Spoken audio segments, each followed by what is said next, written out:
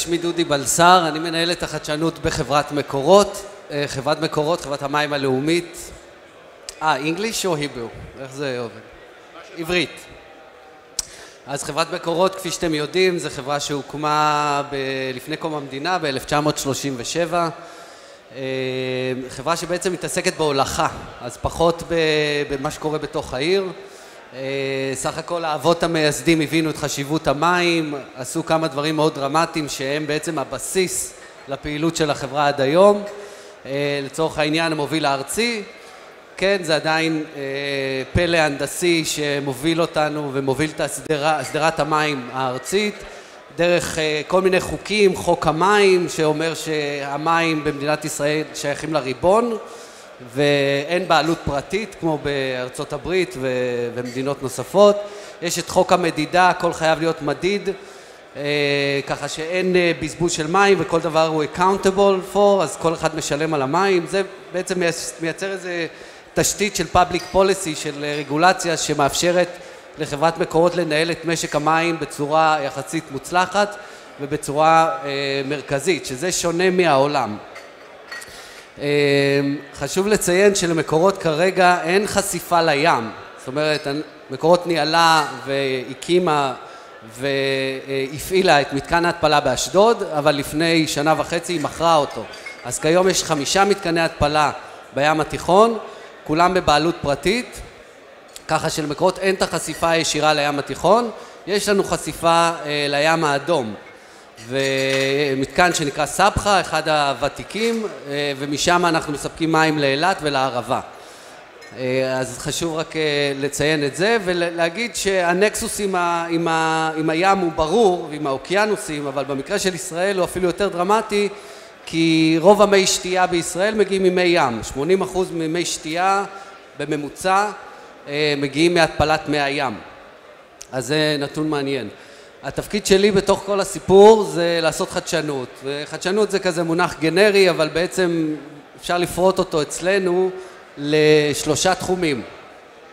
אחד, אנחנו מאוד אגרסיביים בלהשקיע בסטארט-אפים, וזה משהו שאני מאוד שמח להיות כאן היום ולראות את החברות פה מסביב שהיינו איתם בקשר, אנחנו איתם בקשר, שזה מאוד יפה גם לייצר את האקוסיסטם הזה, שזה בעצם מה שמאפשר ומייחד את ישראל, כי בסוף אירועים כאלה עוזרים מאוד לטכנולוגיות וליזמים צעירים לחטוף את החשיפה ואת השיתופי פעולה.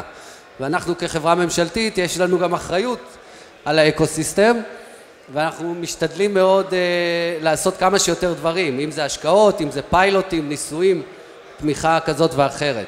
אז כל הכבוד על היום הזה, זה מאוד חשוב בעיקר לסטארט-אפים, אבל לכל הקהילה. בגדול רציתי לעשות פה איזה מצגת, זה תמונות מאוד יפות, זה מספר את הסיפור של המים בעולם, כי יוצא שלמקורות יש רפיוטיישן לא רע בעולם, בגלל שבעצם הצלחנו להביא פה סרפלס, עודפים של מים באמצע המדבר, אז מזמינים אותנו להמון כנסים, להרבה מדינות, להציג את ה-use case של מדינת ישראל. בגלל שאובייקטיבית אנחנו, בוא נגיד 10 אם לא 20 שנה לפני העולם בתחום הזה, כי אצלנו התחילו התפלה בסוף שנות ה-90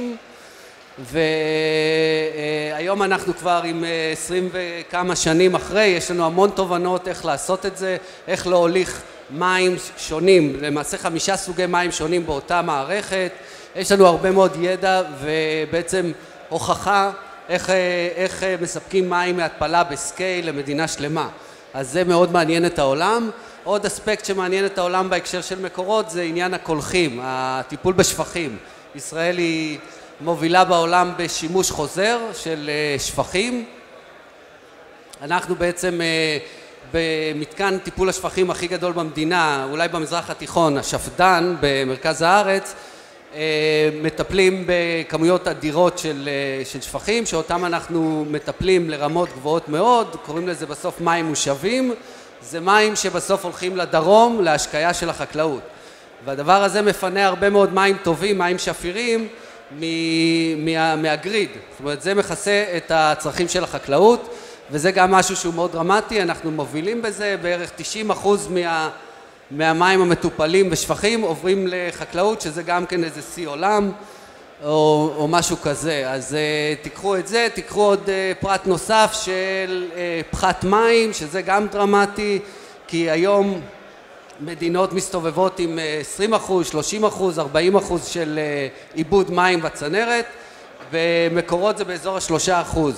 וכל דבר כזה הוא מאוד דרמטי, כי סך הכל אתה משקיע כל כך הרבה אנרגיה בלייצר את המים, מהתפלה, ואת כל העלויות של הדבר הזה, אנרגטי, כימיקלים, סיפורים, בסוף אתה מאבד אותם בצנרת, אז אין סיכוי למודל עסקי כזה, וזה פשוט לא עובד. אז גם פה יש לנו קצת מה להגיד. הקיצר, סיפור מאוד פשטני, נעשה אותו מאוד פשוט ומאוד מהר. העולם נמצא בווטר דיסטרס, זה הכל מוקצן על ידי ה-climate change, כמו שאתם יודעים, יש מצורות הולכות וגוברות, לא חסרים דוגמאות, היום ניו מקסיקו, במקסיקו סובלת מאוד, היה סאוט אפריקה, אבל גם מדינות מערביות באיטליה ובספרד, העולם נכנס לאיזה water stress, לאיזה septic shock כזה בנוגע למים, וצריכים לעשות פעולות. מאוד פשוט, היצע וביקוש, ביקוש עולה כתוצאה מגידול באוכלוסייה, יש יותר צרכים של מים, גם לתעשייה, גם לחקלאות, גם להאכיל את כל האנשים, כולם ברמת חיים יותר גבוהה, כולם צריכים עוד מים, מים זה הפונדמנטה, זה ה-underline factor של כמעט כל דבר, מהטקסטיל, דרך האוכל, וכל מוצר בעצם שהוא. אז יש ביקוש הולך וגובר. מצד שני, ההיצע הולך ופוחת, זה כתוצאה, פה רשום מניהול משאבי המים בצורה לא נכונה, אבל כמו שאמרנו, מנזילות, מזיהומים, מייקרופלסטיקה, מלא דברים שגם קצת משבשים את צד ההיצע. אז הפער הזה הולך וגדל, זה די פשוט. ישראל, כמו שאמרנו, הצליחה להביא תפיסה מאוד חדשנית עם הסדרה של המוביל הארצי, היום המערכת הגריד בנוי לך בכל הארץ כמעט, אפשר לשנע מים לא רק מצפון לדרום, אלא גם ממערב למזרח, ממזרח למערב, מדרום לצפון. היום יש כבר פרויקט שנקרא המוביל הארצי ההפוך, שמשנים עודפי התפלה למלא את הכנרת. לא לוקחים מהכנרת, גם יכולים לשנע לתוך הכנרת. דיברנו.